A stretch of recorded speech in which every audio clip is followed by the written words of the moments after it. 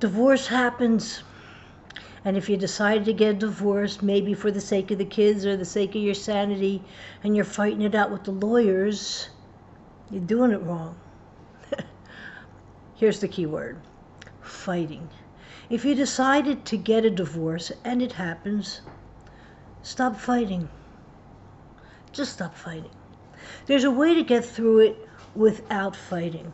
So when you get an attorney and he gets an attorney, who wins? The attorneys. They get rich. You guys get poor. Because no matter what you're getting, you're paying your attorney fees. And the kids, you got divorced for the sake of the kids maybe, so they don't have all the fighting in the house, but they still hear the fighting. They still hear it. It still goes on. There's a new way. It's a mediator. I know a great one. There's a lot of great ones out there. Now, when you get a mediator, the mediator will get one lawyer to make sure that everything goes according to what's the best interest of both parties, and that's what you really want. Nobody wants to take anybody for all he's worth, and you want the best for both parties. You want to, if you have children, you want to split this marriage if it has to split amicably. Why? Because you're still going to be the parents. No matter how much you don't want to live together, no matter what you guys did that was unforgivable or how much you outgrew each other, you will always be the parents of these children. So you have to co-parent. You have to co-parent even if you're in separate houses. Why do you have to co-parent if you're in separate houses? Because remember, we learned number one rule of parenting was parents unite. It doesn't mean physically unite. It means emotionally, intellectually unite for the sake of your children in the common ways you're going to be raising them.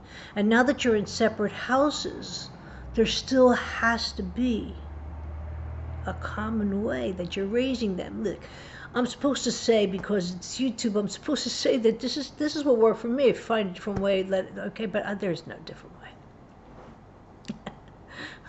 unless you're married like an axe murderer or something like that. Okay, fine. Perhaps there's a different way. I could go on for the list, I guess, of unless. But if it's a normal situation, and you both just outgrew each other, or the son of a gun cheated, or you cheated, whatever the case is that makes a marriage break, and there are things that make a marriage break, don't break the kids over it. If a child knows mom's in one house, dad's in the other, but the rules are the same, they'll be okay. If the child now knows there's different rules for dad's house and there's different rules for mom's house, then as far as the kid's concerned, rules don't exist. Rules are made up. Boundaries are fake, and I can do whatever they want. And that's how you get a kid at risk. That's how you get a kid that doesn't believe anything you say, like, don't do drugs, pay attention in school, get good grades. They won't listen to any, be respectful of your parents. Why should I be respectful of you? You weren't respectful of me, you split the marriage, right? So if once the rules break and we have separate rules for separate houses. Now, I'm not talking about negotiable rules. I'm not talking about the rules that say, make your bed. I said make your bed every morning. That's a negotiable rule, right? I'm not talking about the rule that says you have chores, let's get the chores done. I'm not talking about those rules. Negotiable rules are different for whoever's house you're in, fine. I'm talking about non-negotiable rules, like how you speak to an adult. Non-negotiable rules. Your behavior when you go to visit your grandparents. Non-negotiable rules are your behavior in any of the behavior situations that we've already said in the other chapters. There are non-negotiable rules. No hitting, no cursing, non-negotiable rule. No cursing at a person, no hitting your siblings, no hitting your parents. These are non-negotiable rules, right? A curfew is negotiable. Coming in after the curfew, non-negotiable, right? So you get the pattern. So the non-negotiable rules have to stay the same in a divorced family. And one of the things that I did when I got divorced, I think I have a visitor coming in. Yes, I do.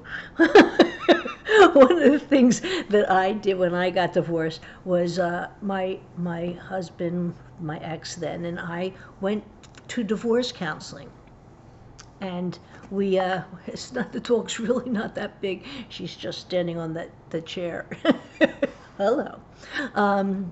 We went for divorce counseling to learn how to be divorced and yet parent our children healthfully. It's very important. I suggest it. If you have any more questions on this one, and I'm sure this will have a lot of comments, but comment below, because most people do not divorce peacefully, do not divorce amicably. If you could stay peaceful, you would have stayed married, right? Well, not necessarily. Not necessarily. I know I'm better friends with my ex than I was when he was my husband. And I know a lot of people who have worked hard at this situation. It didn't happen right away. It was something we worked towards, and it is important to work towards for the sake of the children. You'll have your weddings together, you'll have family parties together, you'll have Thanksgiving together, the kids will not have to worry, oh, mom and dad are at the same table, is that going to be awkward? Don't make it awkward. It's your choices to get divorced. Make it a peaceful one for the children. And that is your tough Bubbie pin for today. Please leave your comments below. Give me a thumbs up if you like it. And subscribe to my channel. Share with your friends. Catch you tomorrow.